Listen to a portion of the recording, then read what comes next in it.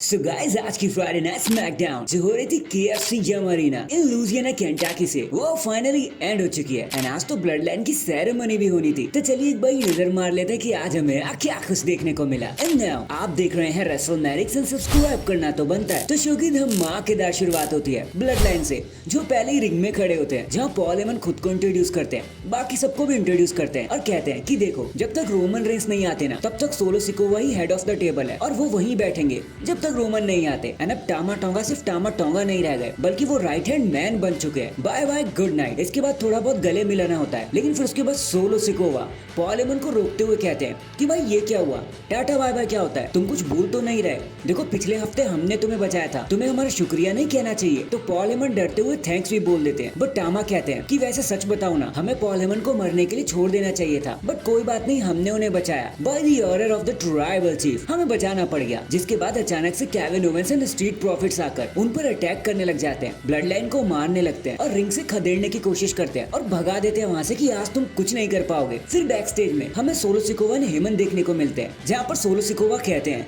कि भाई पॉल तुम अभी जाओ और एक 6 man tag team match book करो मेन इवेंट के लिए, और अगर तुम ये काम नहीं कर पाए ना तो आज का मेन इवेंट हमारे लॉकर रूम से ही होगा, और वो भी पॉल हेमन वर्सेस टामा टोंगा के बीच में। और ये सुनकर पॉल हेमन काफी डर जाते हैं और जल्दी से मैच फाइनलाइज करने की कोशिश करते हैं। इसके बाद हमें नाइट का सबसे पहला मैच देखने को मिलता है, Jade Cargill Bianca Blair versus रेंडी Hartwell and कैंडिस लेरे। बताने को देखो यहाँ कुछ भी नहीं है, बड़े ही प्यार से जेड एंड कंपनी मैच को जीत जाते हैं। बट मैच के बाद जोई and शेना and team Elba fire उन पर आकर अटैक करने लगते हैं, मारने लगते हैं, लेकिन जब वो इक्वेशन से जेड एंड ऑल को निकाल देते हैं तो उनमें खुद में भी बीच में भसड़ हो जाती है। लेकिन तभी अपने आप को संभालते हुए जेड एंड बियांका एक बार फिर से बाउंस बैक करते हैं और सबको मजा चखाने में कामयाब हो जाते हैं कि भाई हम ही है चैंपियन। फिर कुछ बैक स्टेज ड्रामा के बाद हमें Johnny Gargano versus Grayson Waller के बीच में एक सिंगल्स मैच देखने को मिलता है। बताने को यहाँ पे स्पेशल कुछ भी नहीं हुआ, बट जब थ्योरी वॉलर को चेकआउट कर रहे होते कि भाई तुम्हें कुछ हुआ तो नहीं, तो जॉनी गार्गानो का सुसाइड डाइव थ्योरी पर लग जाता है और बस इसी हेजिटेशन का फायदा उठाकर ग्रेसन वॉलर अपना अनप्रिटियर लगा देते हैं और मैच को बड़ी आसानी से जीत जाते हैं। नेक्स्ट हमें दी अमेरिकन नाइट में कोडी रोड्स देखने को मिलते हैं, जो आज इतने ज्यादा गुस्से में होते हैं कि बिना थीम सॉन्ग के ही अंदर टपक जाते हैं। रिंग में खड़े होते हैं, माइक लेते हैं और कहते हैं कि एजे स्टाइल बाहर निकल, आज मैं तुझे छठी का दूध याद दिलाता हूँ। फिर एजे स्टाइल अपनी टीम के साथ वहाँ आ जाते हैं और कहते हैं कि यार मुझे इस तरह तुमसे नहीं लड़ना,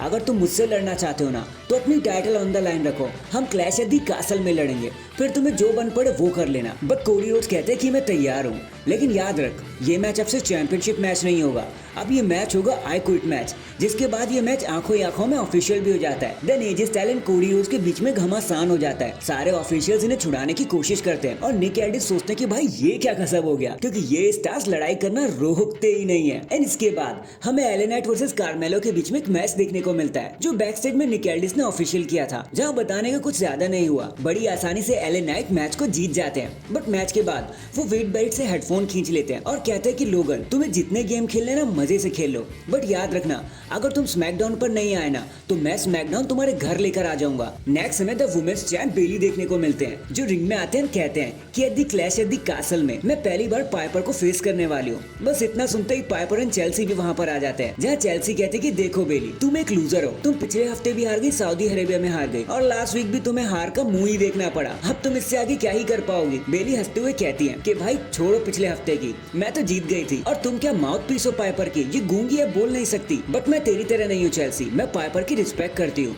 मेयन क्लासिक में मैंने देखा था इन्होंने क्या किया, तो आई रिस्पेक्ट हर। तो नेक्स्ट वीक पाइपर कंट्री में तुम्हें मजा सिखाने में बहुत मजा आएगा। तभी पाइपर चेल्सी से माइक खींच लेते और कहते कि एक बात ध्यान से सुनो कि देखो बेली जितना चाहे तुम रिस्पेक्ट कर लो, लेकिन याद रखना तुम यहाँ आके चैंप बनी हो, लेकिन मैं यहाँ पर आने से पहले भी चैंपियन थी, तो तुम्हारे सिर को कुचलने से मुझे कोई भी रोक नहीं सकता। और ये सेगमेंट इसी नर्वसनेस के साथ यहीं पर एंड हो जाता है। देन हमें लोगन पॉल टीवी पर दिखाए जाते हैं, जो कहते हैं कि देखो WWE में एक ऐसा मेगा स्टार है जो कभी कुछ जीता ही नहीं, तो देखो एले नाइट मैं हमेशा चैंपियंस के साथ फाइट करता हूँ, तुम अपने मिड कार्ड में ही खुश रहो, मैं तुम्हारे साथ टाइम वेस्ट क्यों करने लगा। एंड फाइनली ये सारी चीजें लीड करती है हमें हमारे मेन इवेंट की तरफ। जहां होना था एक 6 man tag team match the blood line 2.0 versus street profits and Kevin Owens.